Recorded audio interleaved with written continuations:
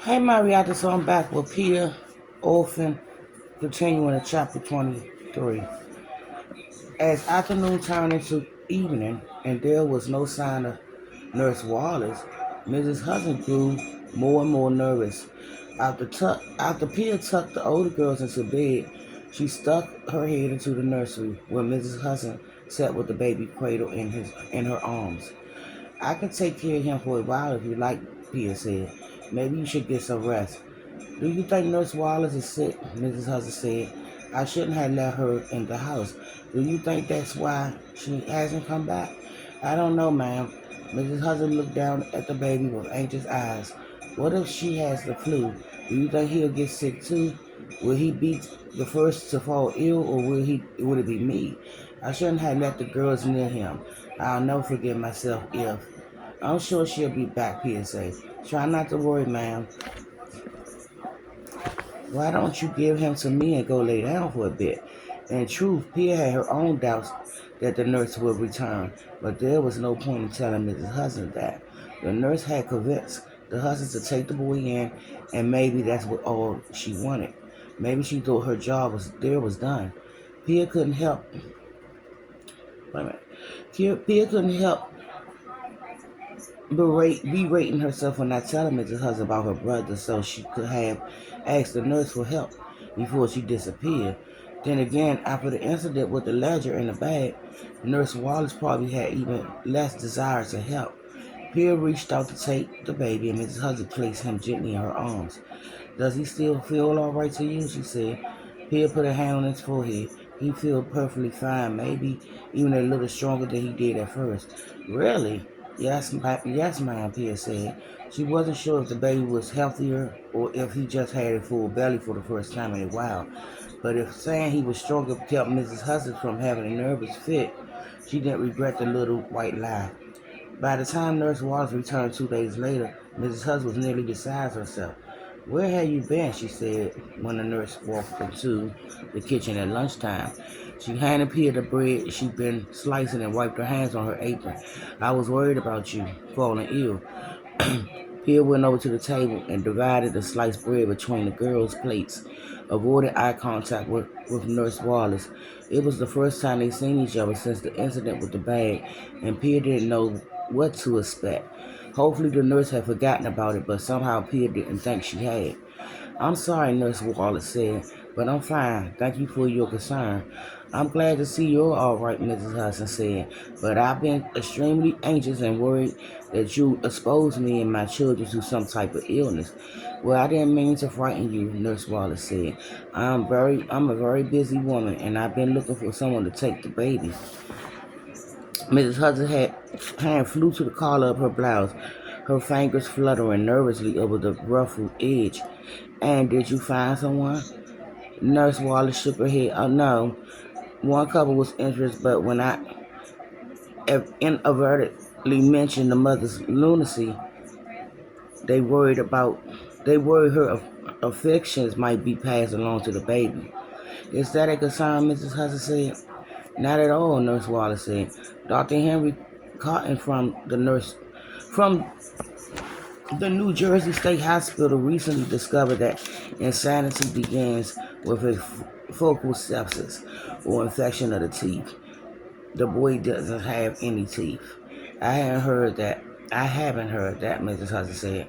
It was in the papers a few months ago, Nurse Wallace said.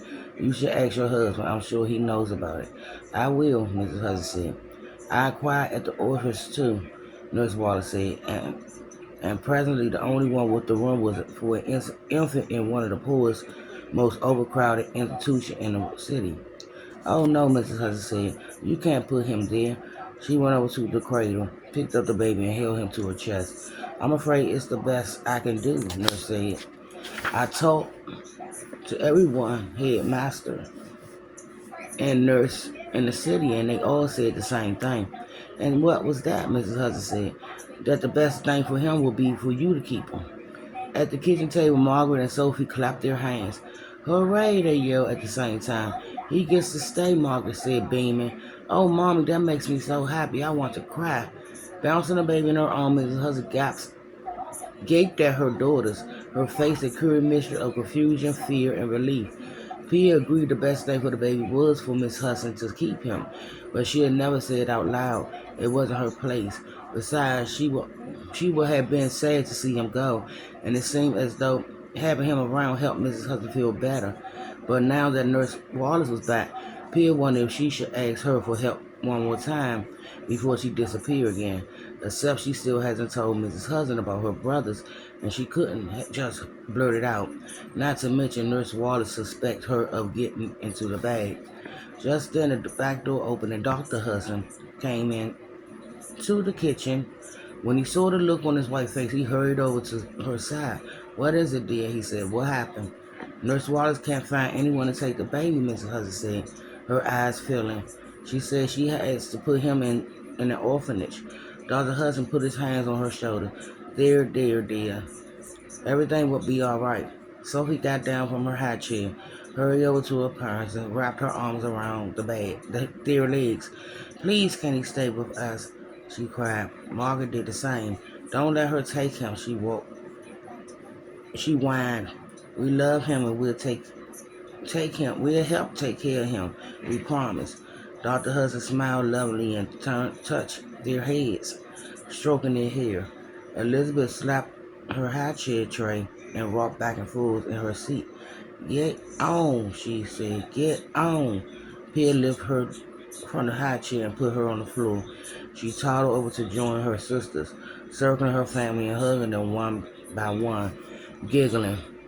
"Mama, Dada, Ophi, Margaret, Eo."